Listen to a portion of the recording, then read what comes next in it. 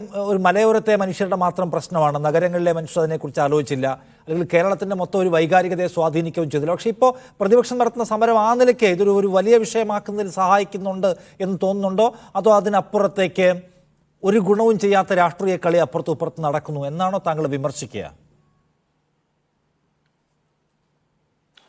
ഇത് രാഷ്ട്രീയ കളി അപ്പുറത്തും ഇപ്പുറത്തും നടക്കണു. എനിക്ക് ഈ പ്രതിപക്ഷത്തെ എൻ്റെ ഏറ്റവും അടുത്ത സുഹൃത്താണ് ശ്രീ സജീന്ദ്രൻ. അദ്ദേഹത്തിൻ്റെ കുടുംബവുമായിട്ട് പോലും എനിക്ക് അടുപ്പമുണ്ട്.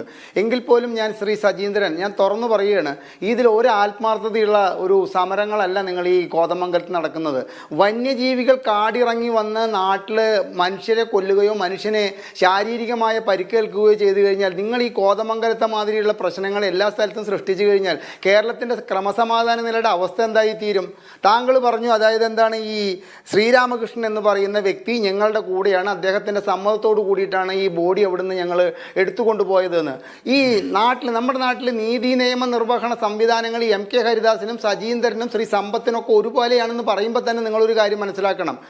എല്ലാവർക്കും, ആർഷോയ്ക്കും സിദ്ധാർത്ഥൻ്റെ കൊലപാതകങ്ങൾക്കും കിട്ടുന്ന നീതി ഒരിക്കലും നിങ്ങളുടെ രാഹുൽ മാങ്കൂട്ടത്തിന് കിട്ടാതെ പോയത് എന്താ?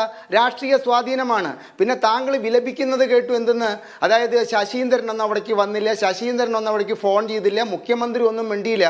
സ്വന്തം പാർട്ടിയിലെ വിദ്യാർത്ഥി സംഘടനയുടെ പ്രവർത്തകരെ ഒരു 23-കാരനെ തല്ലിക്കൊന്ന് കെട്ടിത്തൂക്കിയിട്ട് ഈ സമയം വരെ, ഈ ചർച്ച നടക്കുന്നതിൻ്റെ 10 മിനിറ്റ് മുമ്പ് വരെ വാ തുറക്കാത്തൊരു മുഖ്യമന്ത്രി ഭരിക്കുന്ന സംസ്ഥാനത്ത് നിന്നാണോ താങ്കൾ ഇങ്ങനെ പ്രതീക്ഷിക്കുന്നത്? എനിക്ക് വളരെയധികം അത്ഭുതം തോന്നി താങ്കളത് പറഞ്ഞപ്പോൾ. കാരണം ഈ എന്തൊക്കെ പറഞ്ഞു കഴിഞ്ഞാലും ഈ സിദ്ധാർത്ഥൻ്റെ കൊലപാതകത്തിൻ്റെ അത്രത്തോളം ക്രൂരത ഇപ്പോൾ ഈ ആന ചവിട്ടി കൊന്നിട്ടില്ല, ആന അറിഞ്ഞിട്ടല്ല. അപ്പോൾ ഏത് സർക്കാർ ഭരിച്ചാലും വന്യജീവികൾ കാടിറങ്ങി വരുന്നത് സർക്കാർ ഏതാണെന്ന് നോക്കിയിട്ടല്ല, അവയുടെ ആവാസ വ്യവസ്ഥിതിയിലുള്ള വ്യത്യാസം കൊണ്ടാണ്. അപ്പോൾ ഈ ശ്രീരാമകൃഷ്ണൻ എന്ന് പറയുന്ന വ്യക്തി നിങ്ങളുടെ കൂടെ നിൽക്കുന്നിടത്തോളം സമയം നിങ്ങൾക്ക് പ്രതിഷേധിക്കാൻ പോലീസ് നടപടികൾ, അവിടെയാണ് ഞാൻ നീതി നിയമ സംവിധാനത്തിൻ്റെ കാര്യം പറഞ്ഞത്, പോലീസ് നടപടികൾ തീർത്ത ശേഷം നിങ്ങൾക്ക് ആ മൃതദേഹം ശ്രീരാമകൃഷ്ണൻ വിട്ടുതരുമായിരുന്നല്ലോ. എന്നിട്ട് നിങ്ങൾ ഈ കാണിക്കുന്ന പ്രഹസനം തീർച്ചയായിട്ടും നടത്താമായിരുന്നല്ലോ. അപ്പോൾ അതല്ല അവിടുത്തെ പ്രശ്നം. അവിടെ സംഘർഷഭരിതമാക്കണം എന്നുള്ളൊരു ദുരുദ്ദേശം കോൺഗ്രസ് പോലൊരു പാർട്ടിക്ക് ഉണ്ടാകാൻ പാടില്ലായിരുന്നു എന്ന കാര്യത്തിൽ ഒരു സംശയവുമില്ല. അവിടെ നടന്നതൊക്കെ അങ്ങേയറ്റം അപലപനീയമായ കാര്യമാണ്.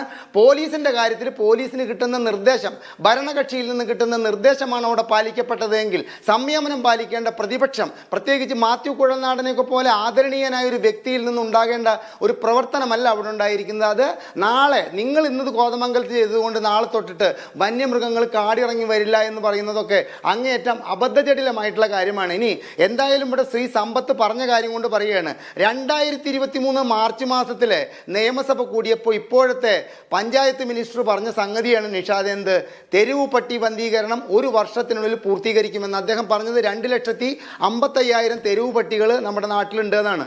ഈ ആന ചവിട്ടിക്കൊല്ലുന്നതും കാട്ടുപോത്തിൻ്റെ ആക്രമണത്തിലും കടുവയുടെ ആക്രമണത്തിലും കൊല്ലപ്പെടുന്നതും അതുപോലെ തന്നെ പരിക്കേൽക്കുന്നതിനേക്കാൾ മൃഗീയമായിരുന്നു ഇവിടുത്തെ നാട്ടിൽ. താങ്കൾ പറഞ്ഞു ഇവിടുത്തെ നാട്ടിൽ ടൗണിൽ താമസിക്കുന്ന ഹരിദാസനൊക്കെ ഒരു പക്ഷേ അങ്ങനെ ചിന്തിക്കാൻ പറ്റും, ഞങ്ങൾക്കൊന്നും ആപത്തില്ലല്ലോ. ഇവിടെ രാവിലെയൊക്കെ നടക്കാൻ പോക്ക് നിർത്തി ഞാൻ വൈകുന്നേരത്തേക്ക് ആക്കിയത് തെരുവ് പട്ടിയുടെ ആക്രമണം പേടിച്ചിട്ടാണ്. അപ്പോൾ തെരുവ് പട്ടികളാൽ കുഞ്ഞു കുട്ടികൾ മുതൽ വലിയവർക്ക് വരെ ആക്രമണം ഉണ്ടായി, 2-3 പേര് മരിച്ചു.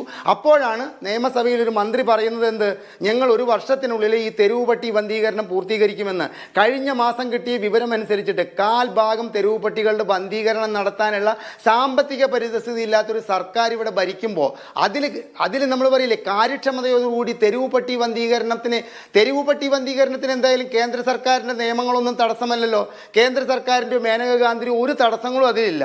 അത് ഭംഗിയായിട്ട് നിർവഹിക്കാൻ കഴിയാത്തൊരു സർക്കാർ ഇവിടെ നാളെ ഇവിടുത്തെ കാടിന് ചുറ്റുമതിലും കാടിനെ ഫെൻസിങ്ങും അതിലൂടെ വൈദ്യുതി പായിച്ചുകൊണ്ടും ഇവിടുത്തെ ഈ വന്യമൃഗങ്ങൾ കാട്ടിൽ നിന്ന് നാട്ടിലേക്ക് ഇറങ്ങുന്നത് തടയുമെന്ന പ്രതീക്ഷ ജനങ്ങൾക്കുണ്ടെങ്കിൽ അത് അങ്ങേയറ്റം അബദ്ധജടിലമായിട്ടുള്ള കാര്യമാണ്. ഇവിടെ ഇപ്പോൾ 4 പേര് ഈ ചർച്ചയിൽ പങ്കെടുക്കുന്നുണ്ട്. താങ്കൾ ആദ്യം എന്നോട് ചോദിച്ചു ഇതിന് പരിഹാരം എന്താണെന്ന്.